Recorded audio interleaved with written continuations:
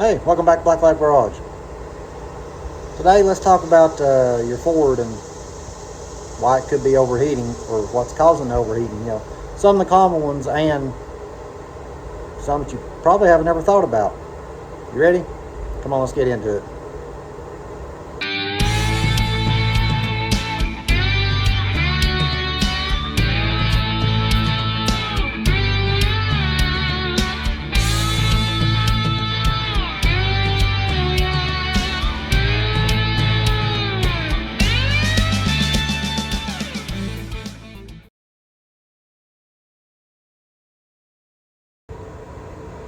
I've got to be honest, I don't have any problems with Ford's overheating. The only time I can ever recall ever having one that overheated was a 460 that I had in a 78 Bronco that I literally bought out of the junkyard, and come to find out it had a cracked block, and that's what was causing the overheating. You've seen that 400 in my 79, the 390 and the 74. None of them overheat or even run hot. I see a lot of people today are having problems with small blocks overheating.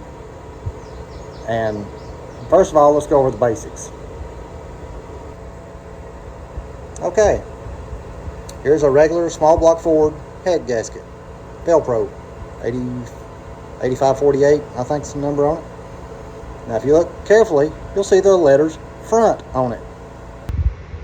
Well, I said letters, but I should have said the word front on it. There's part number 8548 PT2, but front.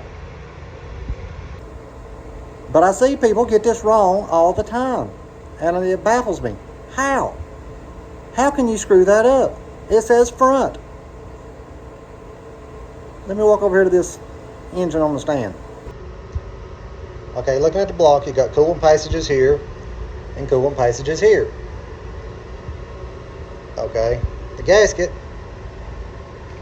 blocked off here, open here. Yeah, you can put it either way. You don't want the coolant going through at the front of the motor. You want it to go to the back and cool the rest of the engine, then get recirculated up. But what throws people off is where it says front. Okay, now look, it says front. And you see it has the water passages blocked off. That's right. But when they get to the other side, the gasket has to flip upside down. Well, then where it says front is face down. So they think that's not right. Hello? This is still the front of the motor. Doesn't matter which direction the gasket faces. The front doesn't change. That is still the front. That is still the back. Just because you flip the gasket over doesn't change the direction of the engine. Some head gaskets don't even say front on them. Velcro makes it pretty easy. Some don't have anything on them. Coolant passages are always in the back. If you go over to your buddy's house and you knock on his front door, well, suddenly you just take the urge and do a handstand and you're standing there upside down in front of the front door. Does that make it the back door? No, you're upside down, but it's still the front door. It doesn't change. Same thing with the head gasket. The front of the motor never changes. It's always the front. Front is the front. I don't care which way the gasket faces, up or down. Front always goes to the front. So we clear? Now let's look at thermostats. Here's a regular, but this is a good one because it's got the jiggler valve in it. This is just a regular 5-liter thermostat. 192 degrees, I think. But you see how big that is right there where the coolant flows through. It's not that big, is it? Well, most of the time I don't use these. I keep a bunch of old Motorcrafts, which were actually Robert Shaw thermostats. Now look how big that is when that opens and lets coolant flow through. And these are a balanced flow thermostat. These work better. Just look at how much more coolant that one can flow than that one.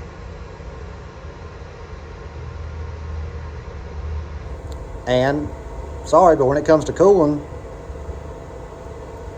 flow and volume is better. You want to be able to get as much coolant back to the radiator as fast as possible. You want your thermostat to work. You don't want to take the thermostat out. But I'm saying when it opens, you want it to get there as fast as possible and as much as possible, and then close back off. Okay, which one of those two is a clear winner in that category? Okay, even though Robert Shaw went out of business, you can find these. I think it's Flow Cooler that sells them, or a copy of them. I know Mr. Gasket has a copy of them. I tried one of those once, and they were just garbage. But I know Flow Cooler sells the Robert Shaw style thermostat. Or you can still find Fords like this. So there's another key to help you not have an overheating Ford engine, especially in the small blocks. Now let's look at one that you've probably never thought about. Okay, what about the timing cover? Never thought about the timing cover, did you? No, I'm not talking about the standard rotation versus reverse rotation water pumps and timing covers. I'm not talking about that at all. I'm talking about the timing cover itself. Let me show what I'm talking about. Okay, here is a bone stock Ford. So there's the part number in the Ford script. This is just a bone stock used Ford small block timing cover off of a, I don't remember if this is off a Mustang motor or off of an Explorer motor. Okay, look at your passages right here. Now let's look at this new one.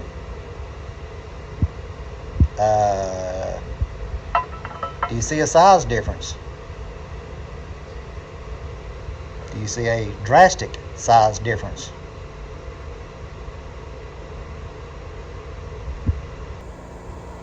You never thought about that, had you? I've never seen anybody check that, but you better believe it makes a difference. Let me show you how much difference there is. It's not, the opening here is a little bit smaller, yes. But it's on down in there. Look how much it tapers down. Watch. My finger. I'm actually coming out the other side. This one, I can't get my finger even through it.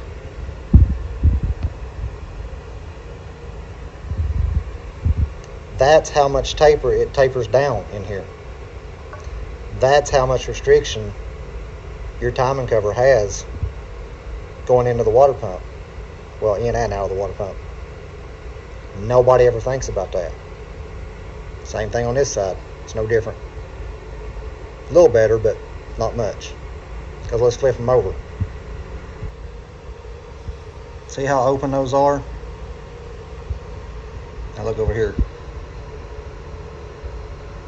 See how much it chokes down? And same thing on this side.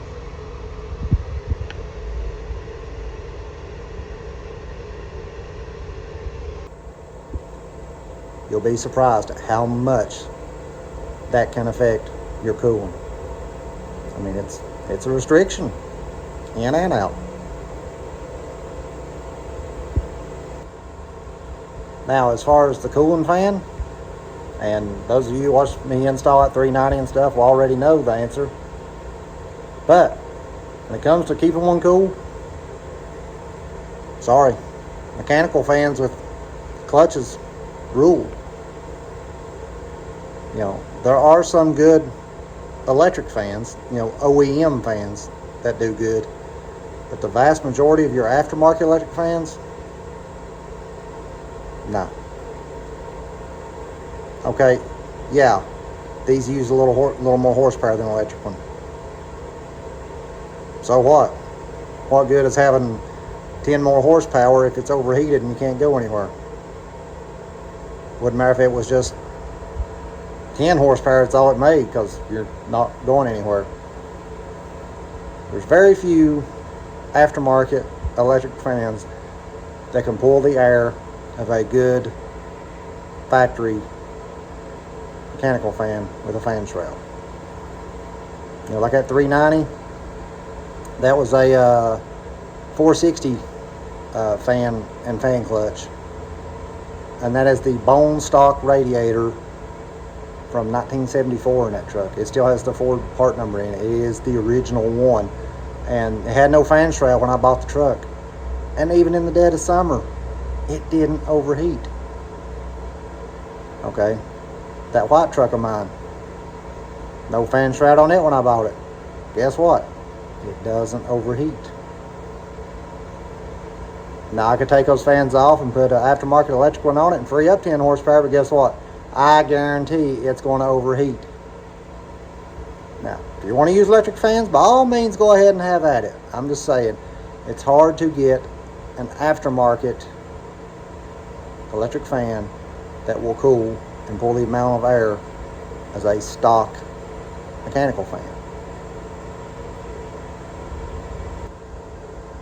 So there you go. That's why I don't have problems with my Fords overheating. And I'll bet most all of you have never paid attention to that timing cover. But like I said, it makes a big difference. So I hope this helps some of you. Hey, do me a favor. Take a minute.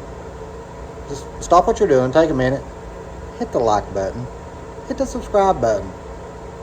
Hype it. Comment. All that stuff helps me. Yeah, I'm doing this stuff to help you all. So take a minute, stop what you're doing, and help me out. I mean, it's only fair, you know? But really, I hope y'all have learned something. I hope this does help some of you. But I appreciate each and every one of you for watching. And as always, stay tuned. Me and the pups will be back with another one. And listen to more Goose Creek. See you.